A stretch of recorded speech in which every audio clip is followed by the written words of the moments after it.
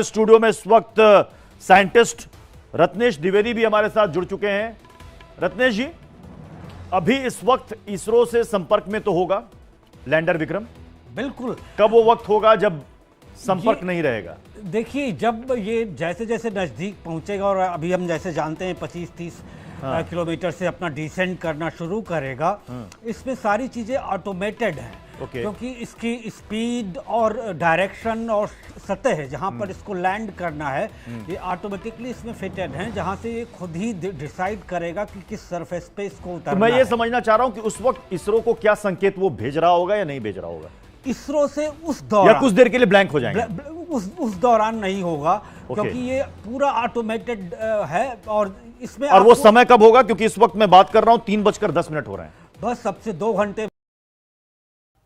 ठीक है रत्नेश द्विवेदी जी, अब मैं आपको शामिल करना चाहती हूँ।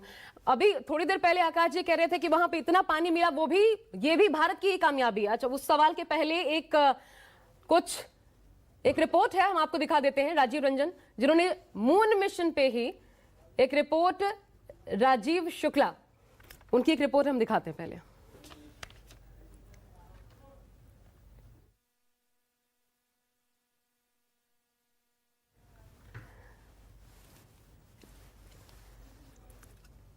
अच्छा, एक बयान है कांग्रेस के वरिष्ठ नेता राजीव शुक्ला का, पहले वो सुनवा देते हैं और उसके बाद हम चर्चा को आगे बढ़ाएंगे। सुनिए। चंद्रयान की आज सफल लॉन्चिंग हो रही है, इसको क्या कैसे देखते हैं? मैं इसको मानता हूं कि ये सफल होना चाहिए, इसकी कामना करता हूं। इसकी खुशी में हम सब शामिल हैं और चंद्रयान सफल हो हमारा हम चाहते हैं। वैज्ञानिकों का प्रयास है, वैज्ञानिकों को हम एडवांस में बधाई देना चाहते हैं। मनमोहन सिंह जी के टाइम में शुरू किया, मनमोहन सिंह जी के समय शुरू हुआ था चंद्रयान वाला ये, और अगली सरकार ने उसको आगे बढ़ाया, उसके बाद की सरकार ने, और ये सफल हो, यही कामना है। बातचीत करने के रमन कुमार, दिल्ली न्यूज़ 24। चलिए, तो ये एक मिशन ऐसा है जिसमें क्या सत्ता पक्ष क्या विपक्ष सब एकजुट है, पूरा भारत ही दरअसल यूनाइटेड इंडिया। ये तस्वीर निकलकर सामने आ रही है, सभी चाह रहे हैं कि ये सक्सेसफुल हो, क्योंकि हमारा ये तीसरा अटेम्प्ट है। अब हमारे साथ रत्नेश द्विवेदी जी जुड़ चुके हैं। रत्नेश जी, आकाश जी कह रहे थे कि हमने पानी की खोज की थी और इतनी भारी तादाद में पानी है कि ये माना जा सकता है कि ह्यूमन सिविलाइजेशन डेवलप हो सकता है चांद की सतह पर। लेकिन फिर दूसरा सवाल ये भी है कि वहां पर टेम्परेचर जो है वो 150, लगभग 0 से -150 डिग्री तक, इतना तक तो टेम्परेचर चला जाता है, शायद इससे ज्यादा भी हो अगर मैं गलत नहीं हूं। तो इसमें कल्पना करना कि अगर पानी है भी तो ये कैसे संभव है कि हम सोचें कि वहां पर कभी मानव भी रह पाएगा? तो ये कैसे बैठता नहीं सामंजस्य दोनों चीजों का?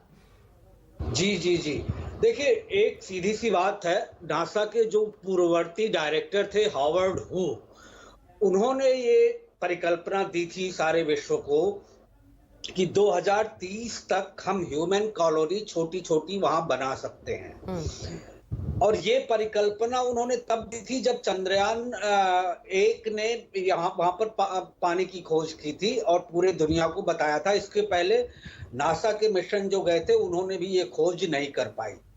तो हावर्ड हू ने ये बताया कि हम वहां पर छोटी छोटी कॉलोनीज बसाएंगे और वहां पर रोबोट्स होंगे जो ह्यूमन काइंड्स जो वहां पे बसेंगे, उनकी मदद करेंगे 6 महीने के लिए, 8 महीने के लिए। ये उन्होंने परिकल्पना दी थी और ये कहा था कि 2030 तक हम ये कर सकते। ये उन्होंने मैथमेटिकली गणना करके बताया था।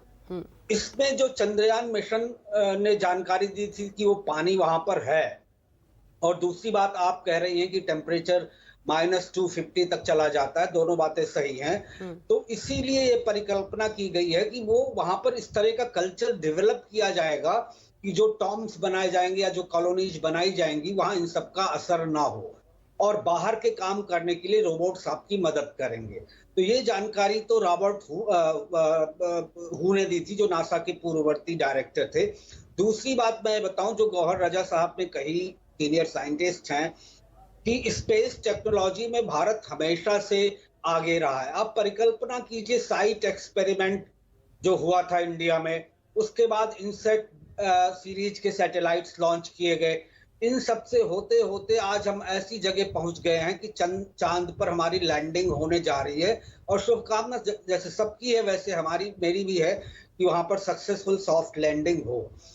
और तीसरी बात इसमें सबसे अहम ये है कि जो हमने संशोधन किए हैं लैंडर में, ये आकलन करना कि जहां पे वो लैंडिंग करेगा, सॉफ्ट लैंडिंग, वो जगह ठीक हो, और सारी चीजों को ऑटोमेटिकली डिटेक्ट कर लेना कि लैंडिंग की जगह सही है कि नहीं है। उसमें रियर कैमराज लगे हैं, फ्रंटल कैमराज लगे हुए हैं।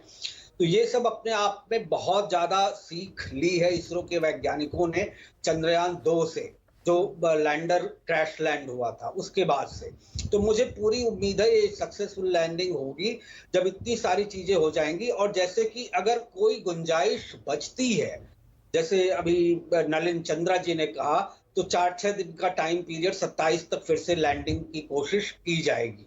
तो ये सारे में मुझे लगता है कोई भी एंगल ऐसा बचा नहीं है जिस पर वैज्ञानिकों का ध्यान गया ना हो। उन्होंने पूरा सोच विचार कर फुल प्रूफ प्लान किया है, और मुझे लगता है कि पहली ही अटेम्प्ट में लैंडिंग हो जानी चाहिए आज, जैसा कि पूरा देश शुभकामनाएं प्रेषित कर। अच्छा, बड़ा इंटरेस्टिंग फैक्ट भी है अंशुमन, मैं अब आपको जोड़ लेती हूँ, क्योंकि लूना 25 8 को लॉन्च होता है, और उसके बाद हमारा तो अभी बहुत पहले 14 जुलाई, और ये 8 अगस्त को, और तब वो जल्दी प्रक्रिया में होते हैं, तब उनका क्रैश भी हो गया, सारी चीज होंगे। ये क्या है डिफरेंस से, क्या है कि वो इतनी तेजी से आगे बढ़े और हमारा वक्त लेता चला गया? इसको देखिए इस तरह से समझते हैं कि जो हमारा इंडिया का रॉकेट है LVM-3, जिस हमने चंद्रयान 3 को लॉन्च किया, तो वो एक एवरेज साइज का रॉकेट है, मतलब जिसकी हाइट आपके 43.5 मीटर है। आप लूना की बात कर रहे हैं, तो जिस सोयूज से उन्होंने छोड़ा वो रॉकेट बहुत पावरफुल है। तो उस पावरफुल वो काफ़ी ज़्यादा फ्यूल लेके जा रहा है, और वो जितना फ्यूल लेके जा उसको बर्न करके वो हमने उस डिस्टेंस को कम कर दिया है। इंडिया के केस में बिकॉज बजट भी हमारा लो है। आप देखो लूना, आप जो लूना 25 की बात कर रहे हैं, तो करीब 16,000 करोड़ कुछ उसका यहाँ पे बजट था, और उस बजट में उन्होंने काफ़ी सोफिस्टिकेटेड चीज़ें लगाई। रॉकेट उनका पावरफुल है, इतना वो फ्यूल कैपेसिटी वो ले जा सकता है कि उसको बर्न करके सीधा लूनर लाइक इंसर्शन ऑर्बिट में भेजा। साइंस की दुनिया में जब इतनी उम्मीदें, मैं चंद्रयान 3 से इतनी उम्मीद है, अभी तो पूरी दुनिया ही देख रही है, सिर्फ भारत के लिए नहीं बल्कि पूरी दुनिया देख रही है कि हाँ इससे हासिल क्या होता है। तो इसमें क्या साइंस की दुनिया में, जैसे नासा हो गया या फिर रॉसकॉस्मोस या फिर हमारा इसरो, क्या वो सामंजस्य नहीं होता कि अगर यहाँ पे कोई मिशन लॉन्च की तैयारी में है तो फिर उनसे सपोर्ट मिले, या ईंधन वो हमें, क्योंकि उनका रॉकेट मजबूत, वो रॉकेट हम इस्तेमाल कर पाते, उस पहले तो हमको खुद ही प्रूफ करना था कि हम इंडिजिनियसली खुद ही हम अपने ही चीजों को यूज करके, अपने ही ज्ञान को यूज करके टेक्नोलॉजी डेवलप करें।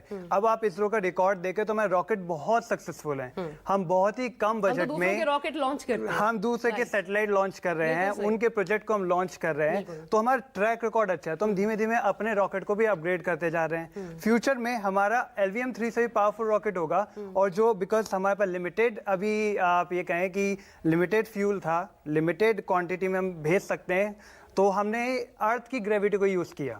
हम उसको मतलब 5 चक्कर काटे, फिर हम लूनर इंजेक्शन ऑर्बिट में गए, फिर हमने मून के चक्कर काटे, देन आज हम ट्राई करें लैंड करने को। इन केस ऑफ लूना 25 उनका पावरफुल रॉकेट होने की वजह से वो टाइम बड़ा कम हुआ, बट कुछ कमांड ऐसे गए लूना 25 में जिससे उसका ऑर्बिट जो है, मतलब जो भी आपका रॉकेट बर्न होना था करीब 84 सेकंड के लिए प्लान था, पर वो ज़्यादा बर्न हो गया। उस चक्कर में उनका ऑर्बिट कम हुआ और वो क्रैश लैंड किया, मतलब वो it just start to rotate, और अनकंट्रोलेबली रोटेट हुआ, और वो एक जगह लैंडिंग साइट क्या है उसका भी पता नहीं है, वो तो रॉसकॉस्मोस से हमको पता चलेगा। इन केस ऑफ अर्थ आज का दिन ही क्यों चूज है, क्योंकि वहाँ पे सनराइज है, जो लोकेशन में चूज करी है 70 डिग्री साउथ जो हमारा है, तो वहाँ पे सनराइज है। और जो भी हमारा विक्रम लैंडर है, रोवर है, दोनों ही सोलर पावर्ड हैं। तो स्पेसिफिकली आज वहाँ पे वो लैंड करेगा, और 100% वो लैंड करने वाला, बिकॉज जो भी चंद्रयान 1 से हमने सीख मिली, चंद्रयान 2 से हमें सीख मिली, हमको पता है लैंडिंग के टाइम क्या प्रॉब्लम हुई थी, हमने उसको रेक्टिफाई किया, सॉफ्टवेयर को और ज्यादा बूस्ट किया, and we are very sure कि आज हम वहाँ पे लैंड करेंगे। अच्छा गौहर रजा साहब, फिर मैं आपको जोड़ना चाहती हूँ, क्योंकि ये जो इतिहास की बातें हैं उस पर आपसे बात करना बेहतर होगा, क्योंकि ये तो लगभग 5 दशक हो गए। हमने देखा मिशन अपोलो से अगर मैं गिनाऊं तो तब से, और फिर उसके बाद स्पुतनिक हो गया रशिया का, और तमाम कामयाबियां, चाहे अंतरिक्ष में पहला सैटेलाइट गया रशिया का, ये तमाम चीजें तो रशिया ने की। होड़ थी एक दोनों देशों के बीच, हम उसमें शामिल हुए, चाइना भी सक्सेसफुल रहा नॉर्थ पोल पे, लेकिन हमने, क्योंकि नासा का ये एक खबर भी आई कि वो तो वहां पर सोसाइटी तक डेवलप करने की बात, सड़कें बनाने की बात तक नासा की तरफ से हो रही है नॉर्थ पोल पर, हमने उसी में आगे बढ़ने का प्रयास क्यों नहीं किया? हमने ये टफ मिशन क्यों चुना? क्योंकि एक हमारा मिशन था जिसमें हमने पानी खोजा, अब एक हमारा मिशन है जिसमें हम ये कोशिश कर रहे हैं कि साउथ पोल, जहां पर अब तक कोई नहीं उतरा, वहां हम चीजों को जान पाए कि किस तरीके से खनिज मिल सकता है, क्या खनिज पाए जा सकते हैं, जीवन की कल्पना की जा सकती है कि नहीं। हमने वो सॉफ्ट, जो आसान हमारे लिए हो सकता था मिशन, वो क्यों नहीं चुना आगे बढ़ाने के लिए या फिर अपनी धाक जमाने के लिए दुनिया में नॉर्थ पोल को देखते हुए? 228 kilometers. The complete down range that will be traveled during this phase shall be nearly 713.5 kilometers.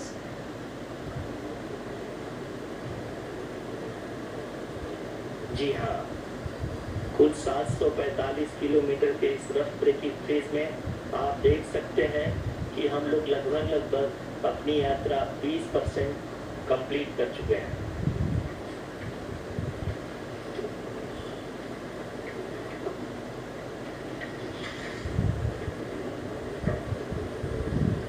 Power descent की यह शुरुआत हम कह सकते हैं कि बहुत ही सटीक और सही हुई है, जिसमें लैंडर अपने वेगमान को अनुमानित तरीके से घटा रहा है।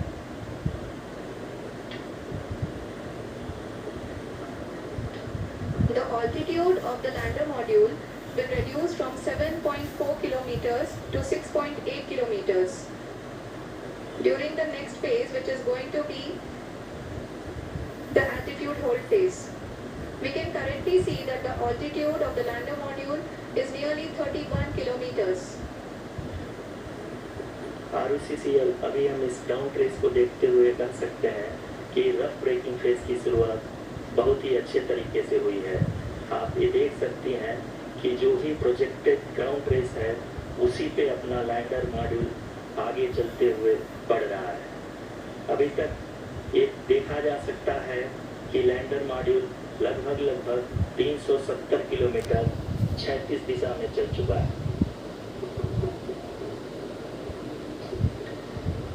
The mission operations team is analyzing the data. We can all see the seriousness and the concentration with which each and every parameter of the lander module is being analyzed. The performance so far seems to be nominal. जी आरुषि, चूंकि airless activate किया जा चुका है, इसलिए ground से कोई commanding नहीं की जा रही है। इस दौरान आपके स्क्रीन पे सारे डेटा इसरो के डीप स्पेस नेटवर्क से रियल टाइम में आ रहे हैं। इस मिशन में सेकेंड और थर्ड ऑर्डर गाइडेंस पॉलिनोमियल का प्रयोग हुआ है, जो कि इनर्शियल थ्रस्ट और एंगल के हमेशा सुनिश्चित करेगा। During the entire descent, there is no ground intervention as the ALS has taken charge. The preparation for today's event had started nearly 48 hours before, wherein various pre-selections and updating of parameters were done. We can see that the vertical velocity of the lander module has been brought down. It is continuously coming down. And the ALS had already been initiated 1 hour before the scheduled time of the power descent start. Following this, the throttleable engine electronics module, the TECM, was switched on and lander was oriented to the favorable attitude. जी हाँ, आप अपने screen पे देख सकते हैं कि lander module, जिसकी शुरुआत में वेलोसिटी 1680 मीटर पर सेकंड थी, लगभग 1150 मीटर पर सेकंड हो चुकी है, जो कि एक बहुत ही मैजेस्टिक शुरुआत कही जा सकती है इस रफ ब्रेकिंग फेज के लिए।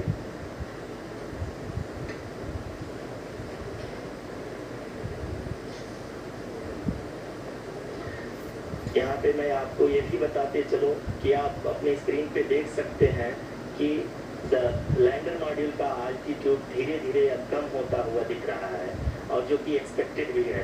अभी हम बात करें करंट आल्टीट्यूड की, तो जो कि 28.6 किलोमीटर के आसपास है। आप स्क्रीन पर ये भी देख सकते हैं Chandrayaan 3 lander imager display. The lander imager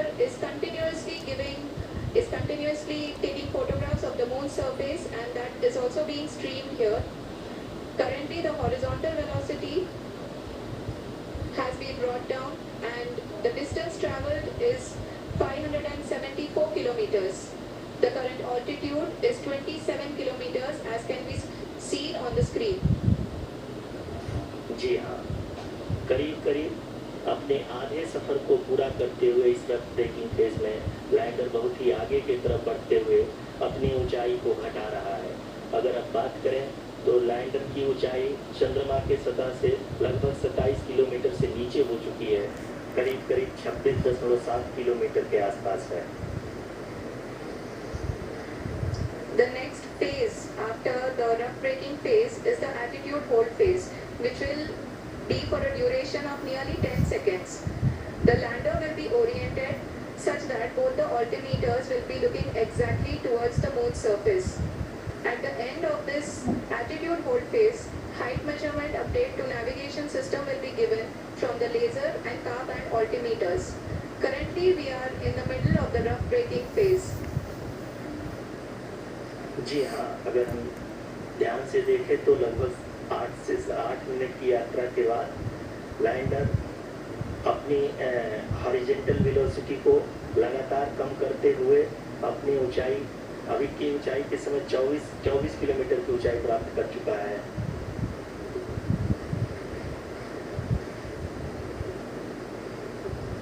अब तक के आंकड़े को देखते हुए हम कह सकते हैं कि लैंडिंग पूरी तरह से नॉमिनल है। यहाँ पर हम देख सकते हैं कि हॉरिजॉन्टल वेलोसिटी लगातार कम होती हुई दिख रही है।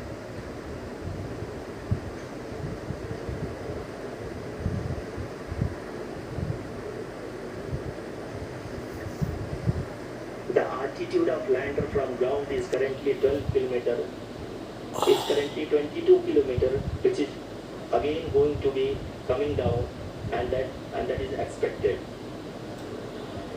For the viewers who have joined now, we are in the power descent phase, and we are in the rough braking phase, which is the first phase of the power descent. We have currently traveled a downrange of 697 kilometers, and the downrange that has to be traveled during this phase is 713.5 kilometers. जी हाँ, अभी आप देख सकते हैं कि lander की horizontal velocity लगभग 720 metre प्रति सेकंड हो गई है। लगभग हम ये कह सकते हैं कि 900 मीटर प्रति सेकंड वेलोसिटी को कम किया जा चुका है।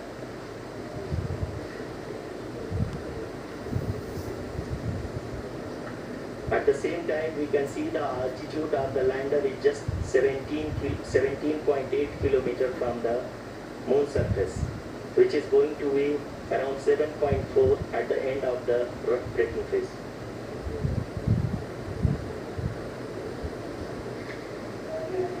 इस फेज के बाद हम जाएंगे towards the attitude hold phase, where we will be expecting sensor update from the laser and car band altimeters.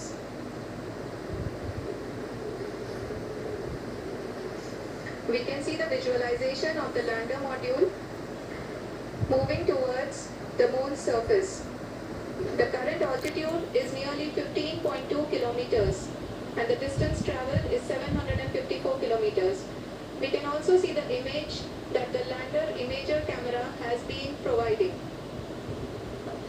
जी हाँ, इस रफ ब्रेकिंग फेज के दौरान 800 न्यूटन के चारों थ्रोटल इंजन अपने कार्य को पूरी तरह से अंजाम दे रहे हैं और लैंडर के हॉरिजॉन्टल वेलोसिटी को लगातार कम कर रहे हैं। अब तक लैंडर लगभग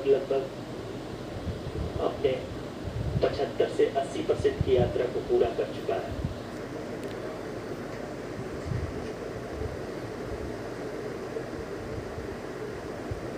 After the rough braking and the attitude hold phase, we shall be having the fine braking phase, which will continue for nearly 3 minutes.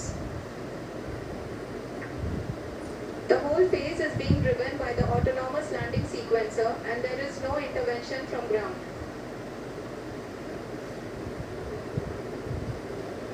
जी हाँ रुचि, अभी आप अपनी स्क्रीन पे देख सकती हैं कि जो करंट आल्टीट्यूड है चंद्रमा के सतह से लगभग 10 किलोमीटर के आसपास है। जी हाँ, हम अपने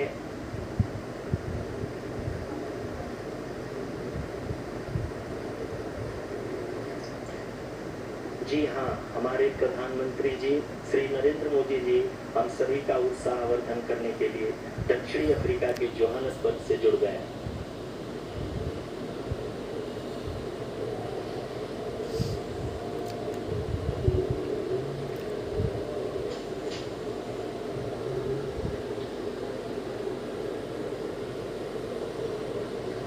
Yes, we are privileged to have with us Honorable Prime Minister of India, Shri Narendra Modi ji, who has joined us from South Africa's Johannesburg to encourage us.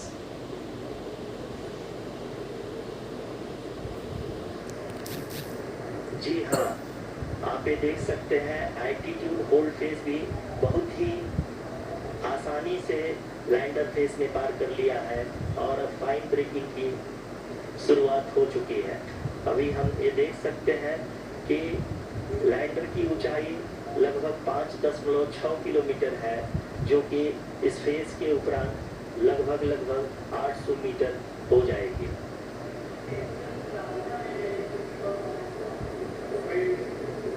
We can hear from the mission operations team that the sensors are performing nominally, and we are currently in the midst of the fine braking phase, which is going to continue for 3 minutes, and the altitude is going to be reduced to nearly 800 meters at the end of this phase.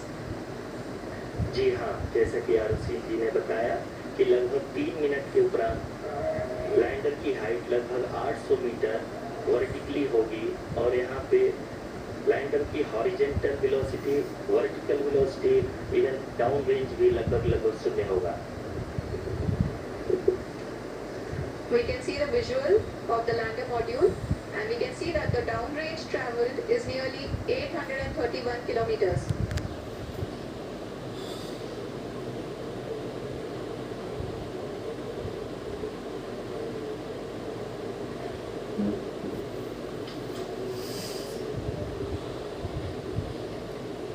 जी हाँ, आप अपनी screen पे देख सकते हैं कि lander की ऊंचाई अब चंद्रमा की सतह से लगभग 3 किलोमीटर से कम हो चुकी है।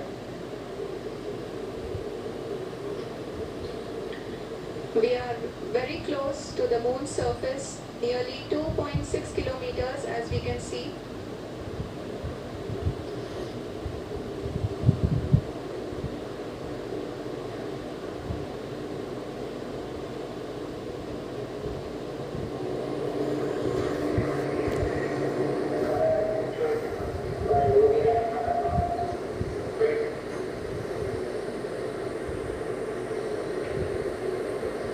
जी हाँ, अभी आप देख सकते हैं कि लैंडर की ऊंचाई लगभग 1 किलोमीटर के आसपास है।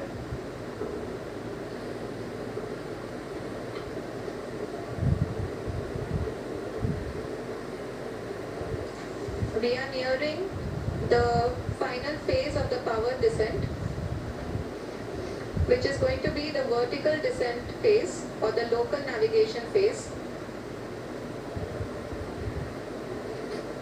जी हाँ, अब हम फाइन ब्रेकिंग वेज के एकदम करीब आ चुके हैं। आप तालियों के गड़गड़ाहट से सुन सकते हैं कि हम लोगों ने तीसरे चरण को भी बहुत ही सफलतापूर्वक हासिल कर लिया है और अभी हम वर्टिकल डिसेंट फेज में आ चुके हैं, जिसकी शुरुआत भी बहुत ही अच्छे ढंग से हो चुकी है।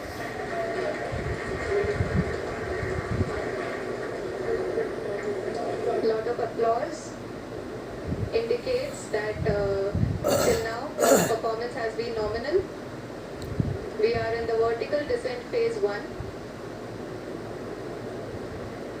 The altitude is being brought down from 800 meters, and we are nearing and approaching the lunar surface. जी, आप अपने स्क्रीन पे देख सकते हैं कि लैंडर का हाइट लगातार कम होता जा रहा है। इस समय हम लैंडिंग साइट के जस्ट ऊपर हैं और इस समय इसकी ऊंचाई लगभग 600 मीटर के आसपास है। इस फेज के दौरान लगभग 150 मीटर के ऊंचाई पे पहुंचने के बाद लैंडर अगेन लगभग 20 से 22 सेकंड के लिए हॉरिंग करेगा। We are above the landing site. The horizontal as well as the vertical velocity is now being constantly reduced, and the lander module has begun its descent towards the landing site.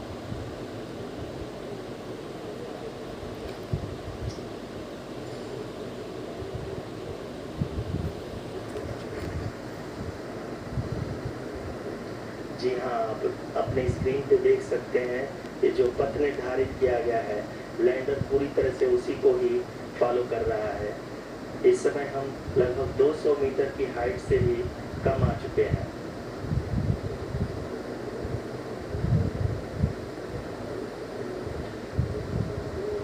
अब हमें देख सकते हैं कि हम लगभग 150 metre की ऊंचाई पे हैं चंद्रमा के सतह से।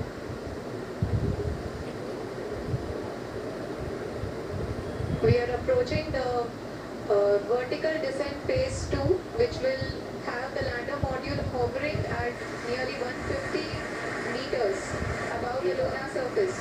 जी हाँ, आप इस तालियों की गड़गड़ाहट को सुन सकते हैं, जो कि सेकेंड हैवरिंग फेज के कंप्लीट होने के बाद इन सारे वैज्ञानिकों के द्वारा की जा रही है।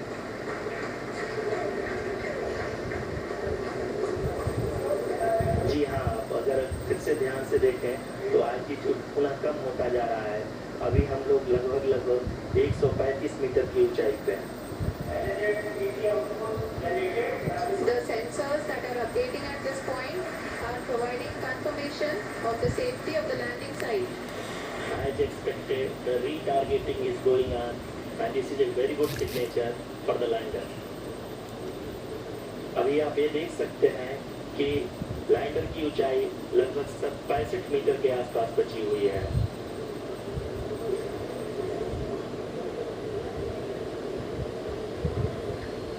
Currently, only 2 engines are now being fired, and we are nearly at zero velocity, vertical and horizontal. We were hovering, and now we are approaching the moon's surface. धीरे धीरे लैंडर की वेगमान को कम किया जा रहा है और हम अब लगभग 50 मीटर से भी कम आ चुके हैं। We can see the Honorable Prime Minister, Shri Narendra Modi ji, who is here to encourage us, and he is critically looking at the visuals.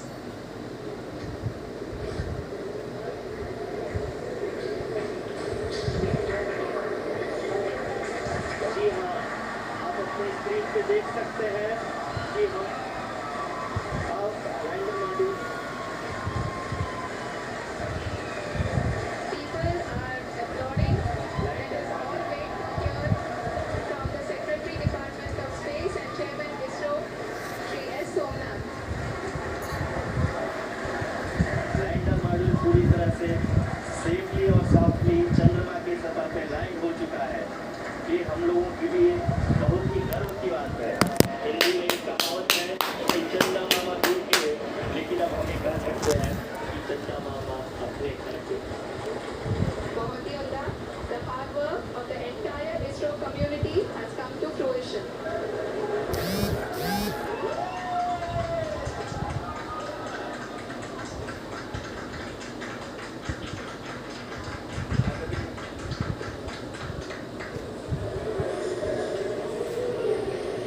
आदरणीय प्रधानमंत्री जी, नमस्कार। Sir, we have achieved soft landing on the moon. India is on the moon. Sir,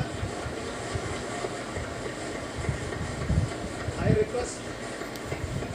request our Honorable Prime Minister to address us and bless us. Thank you, sir. आप कई सारे videos में, TV channels पर, social media पर तमाम सारी जानकारियां आप तक पहुंच रही हैं। कुछ भी नया बताने को नहीं है, बस ये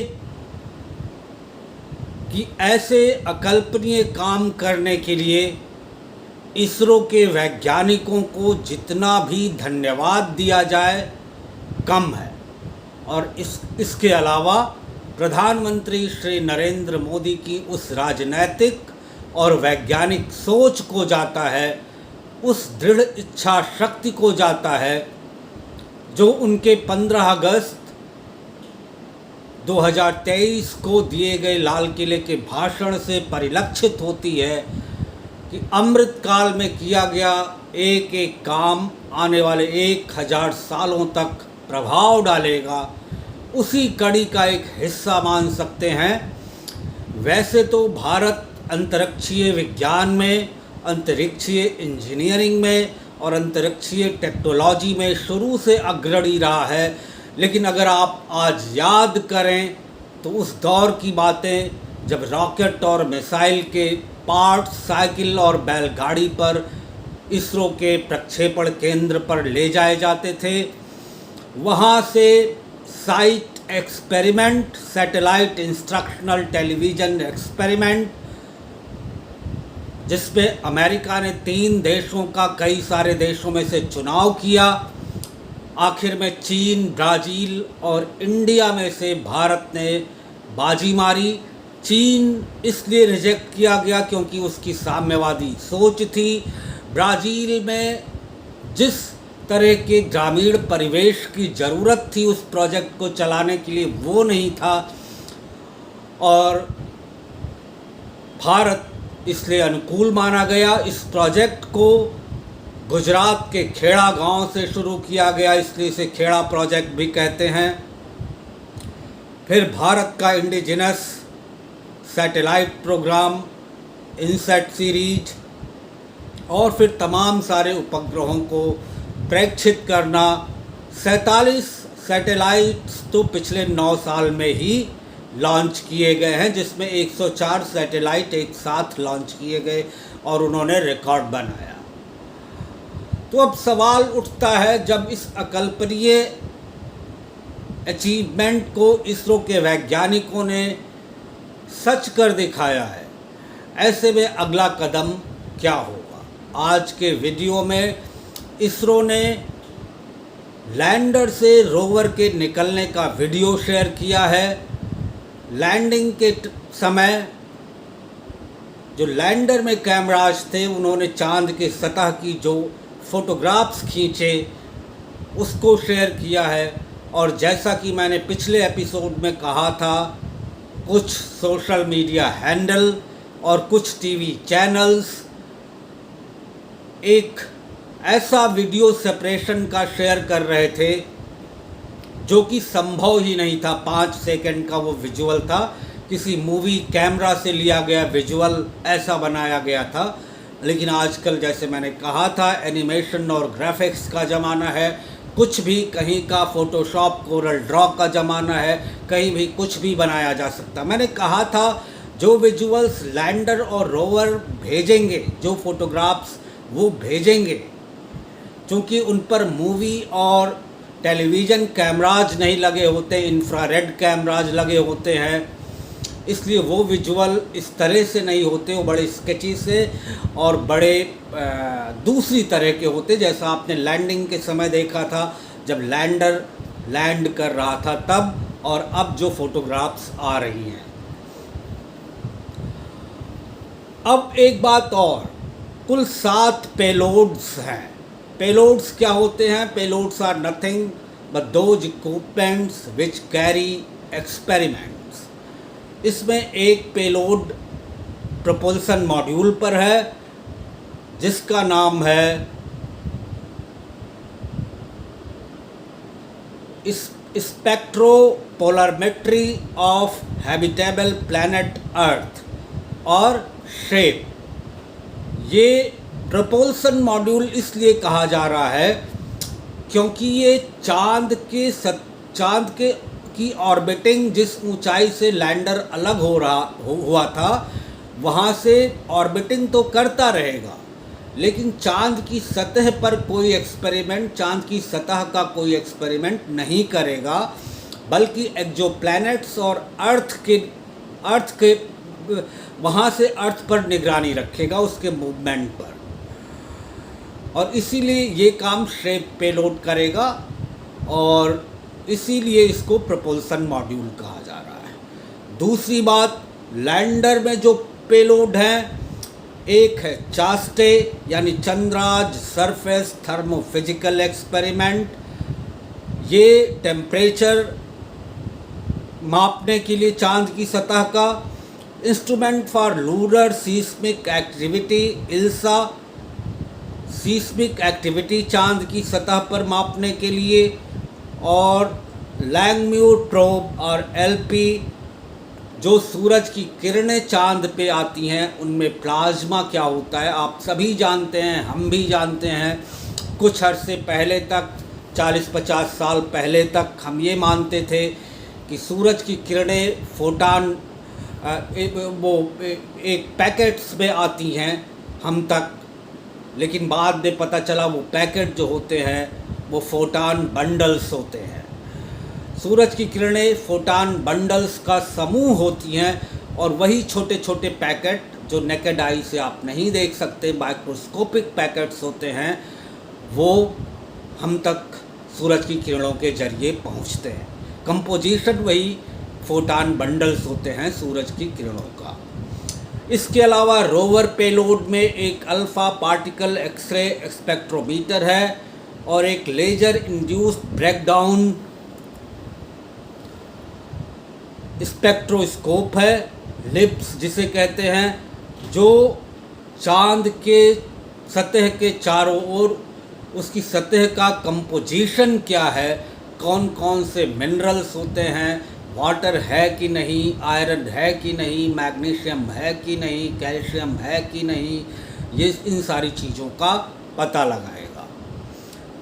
तो अब जबकि इतिहास रचा जा चुका है, जब ये लैंडर लैंड हुआ 6:04 पर, आपने अभी विजुअल्स पीछे देखे, लैंडिंग के पूरी एक वीडियो की श्रृंखला देखी। जैसे ही लैंडर लैंड हुआ, इसरो का कमांड सेंटर तालियों की गड़गड़ाहट, वंदे मातरम, भारत माता की जय के नारों से गूंज उठा और उसके बाद इसरो के चेयरमैन ने 2-3 लाइनों में ये कन्फर्म किया। उसके बाद प्रधानमंत्री ने इसरो के वैज्ञानिकों का, समस्त 145 करोड़ भारतवासियों का और साइंटिफिक कम्युनिटी का को धन्यवाद दिया। और ये उन्होंने अलग से जब बात की तो इसरो के चेयरमैन को कहा कि आपके नाम में ही चंद्रमा जुड़ा हुआ है, मैं जब आऊँगा तो सबसे व्यक्तिगत तौर से मिलूँगा। तो ये किसी भी वैज्ञानिक सोच का होना तो ज़रूरी है, वैज्ञानिक इच्छा शक्ति का होना तो ज़रूरी है, लेकिन साथ ही एक राजनैतिक दृढ़ इच्छा शक्ति का होना ज़रूरी है, जिसके बिना किसी देश में कोई कार्य संभव नहीं होता। यही राजनैतिक सोच, यही राजनैतिक दृढ़ इच्छा शक्ति हमें आगे बढ़ाती है। आज तक चंद्रमा पर और चंद्रमा से आगे जुपिटर पर, सैटर्न के आगे नेपच्यून और प्लूटो पर, और उसके बाहर यानी सोलर सिस्टम के बाहर इंटरस्टेलर स्पेस में मिशन जा चुके हैं। हमारे नहीं गए हैं, लेकिन प्रधानमंत्री श्री मोदी ने कहा कि हम सोलर सिस्टम की गहराइयों को नापेंगे, हम सोलर सिस्टम की जो बाउंड्री है उसको भी नापेंगे, और ये संभव होगा। नासा का वाइजर स्पेसक्राफ्ट जो 1977 में लॉन्च हुआ था, वो इंटरस्टेलर स्पेस में 45 साल से आज तक डेटा भेज रहा है, वाइजर 1 और वाइजर 2 दोनों। इसके अलावा उस अकेला ऐसा मिशन है जो लगभग डीप स्पेस नेटवर्क के सारे प्लैनेट्स को की ऑर्बिटिंग कर चुका है, फोटोग्राफी कर चुका है, एक्सपेरिमेंट कर चुका है, चाहे वो मार्स हो, जुपिटर हो, सैटर्न हो, नेपच्यून हो, प्लूटो हो, इन सब के चारों तरफ वो ऑर्बिटिंग करके अब वो इंटरस्टेलर स्पेस में है। तो जब प्रधानमंत्री जी ये कहते हैं कि हम सौरमंडल की बाउंड्रीज को नापेंगे, तो ये सच हो सकता है। और जैसा कि आप जानते ही हैं, आदित्य L1 वो आज अभी से कुछ दिनों बाद लॉन्च होना है। फिर गगनयान मिशन पर काम चल रहा है, नासा के साथ आर्टेमिस अकॉर्ड हुआ है, जिसमें इंटरनेशनल स्पेस स्टेशन पर मिशन भेजे जाने हैं, मैन्ड मिशंस। तो ये सब मैन्ड मिशन 1972 के बाद मून पर नहीं गए हैं। तो जब हम अनमैन्ड मिशन भेज सकते हैं तो हम आने वाले समय में मैन्ड मिशन भी भेज सकते हैं। मैन्ड मिशन भेजे जाते हैं, लेकिन वो नासा और बाकी की space agencies international space station पर भेजती हैं। ये लो अर्थ ऑर्बिट में है आपका इंटरनेशनल स्पेस स्टेशन। इसके अलावा हमारा गगनयान मिशन वो भी लो अर्थ ऑर्बिट में मैन्ड मिशन लेके जाएगा।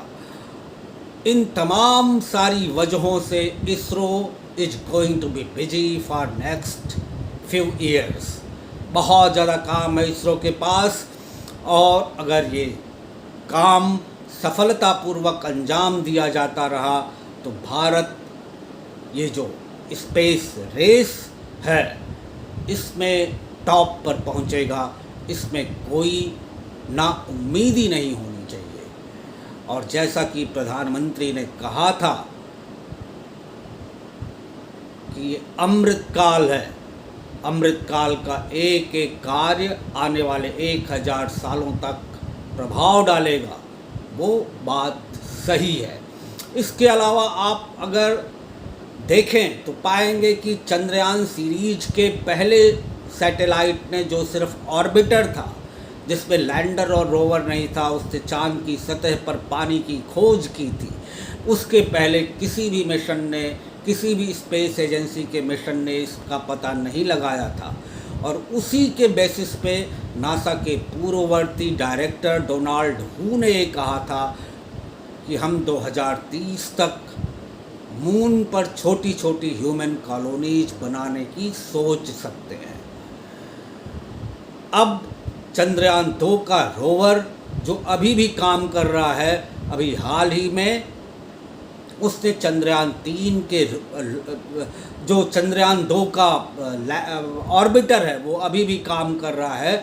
उसने चंद्रयान 3 के ऑर्बिटर की फ़ोटोग्राफी की है, वो फ़ोटोग्राफ्स भी इसरो ने शेयर की है। इसके अलावा रोवर के बाहर निकलने की, मून के सरफेस की फ़ोटोग्राफ्स। अब देखना ये है कि आने वाले 14 दिन में जो डेटा कलेक्शन किया जाता है, क्योंकि कहा यह जा रहा है कि चांद के एक दिन यानी धरती के 14 दिन के बराबर ये रोवर और लैंडर काम करेंगे। उसके बाद जो उसमें सोलर पैनल हैं, रात होने के बाद धरती के 14 दिनों के बराबर की रात होगी, उसमें ये डिम हो जाएंगे। लेकिन संभावना फिर भी है कि 14 दिनों वाली रात के बाद जब फिर सूरज उगे ये फिर एक्टिवेट हो जाए। लेकिन इन पहले के 14 दिनों में जो डेटा कलेक्शन होगा ये ठीक उसी तरह है जैसे आप कोई रिसर्च पेपर लिख रहे हों, जैसे आप कोई PhD कर रहे हों, और उस पर डेटा कलेक्शन और डेटा एनालिसिस का जो रोल होता है, ठीक उसी तरह ये जो डेटा कलेक्शन होगा उसकी एनालिसिस और इंटरप्रिटेशन, ये बहुत, इस पे क्या नई जानकारियाँ होंगी, कौन सी ग्राउंड ब्रेकिंग होंगी, कौन सी ब्रेक थ्रू होंगी, ये तो 14 दिनों के डेटा कलेक्शन और उसके बाद के महीनों और सालों में उसके एनालिसिस और इंटरप्रिटेशन पर डिपेंड करता है। एक बार फिर समस्त देशवासियों को, जैसा कि प्रधानमंत्री ने कहा, इसरो के तमाम सारे वैज्ञानिकों को जिन्होंने ये रिकॉर्ड बजट में मिशन को सक्सेसफुल बनाया, मैं भी बधाई देता हूँ और ये आशा करता हूँ इसरो इसी तरह के जो और मिशन आने वाले हैं, गगनयान, आदित्य L1, इनको भी सफलतापूर्वक अंजाम देगा। इस एपिसोड में इतना ही, आगे फिर मिलें, तब तक दीजिए विदा। धन्यवाद, जय हिंद। दोस्तों, एक बात रह गई थी, उसको भी मैंने शेयर करना ठीक समझा, इसलिए आपसे शेयर कर रहा हूँ। मेरी भी अंतरिक्ष विज्ञान और एस्ट्रोनॉमी में काफ़ी रुचि रही है, काफ़ी पहले से, बचपन से ही, जैसा कि सबके साथ होता है। ये कोई नई बात नहीं है। मैंने 2003 में नासा की वेबसाइट्स का अध्ययन करना शुरू किया और उसके ईमेलर को साइन किया, जिसमें रोज़ ही नई जानकारियाँ आती थी मार्स मिशन के बारे में, जुपिटर मिशन के बारे में, वॉयेजर के बारे में, और फिर जब कैसिनी मिशन लॉन्च किया गया था अक्टूबर 97 में, उसके बारे में। नासा ने मुझे 7 बार उनके ऑनलाइन एडुकेटर वर्कशॉप में शामिल होने का मौका दिया और 7 बार उन्होंने मुझे सर्टिफिकेट दिया। इसके अलावा 3 महीने का एक कोर्स रिमोटली ही मैंने NSTA और नासा ने जॉइंटली ऑर्गेनाइज किया था, उसमें पार्टिसिपेट किया। मैंने नासा की ही एक साइंटिस्ट थे, नासा एम्स रिसर्च सेंटर के टॉनी लेविट, उनके साथ एक जॉइंटली प्रोजेक्ट डिज़ाइन किया जिसको उन्होंने नाम दिया था STEM, space science, technology, engineering, mathematics and space science. उसको मैंने रन किया। मैंने नासा के कैसिनी मिशन के कोमेमोरेशन में एक ऐसे कंपटीशन इंडिया के स्कूलों में, इंडिया में और इंडियन स्कूल जो बाहर हैं, इंडिया के बाहर, 7 साल तक उसमें रन किया। और 2 किताबें मैंने लिखी हैं स्पेस साइंस पर। पहली है द कॉस्मिक मास्क,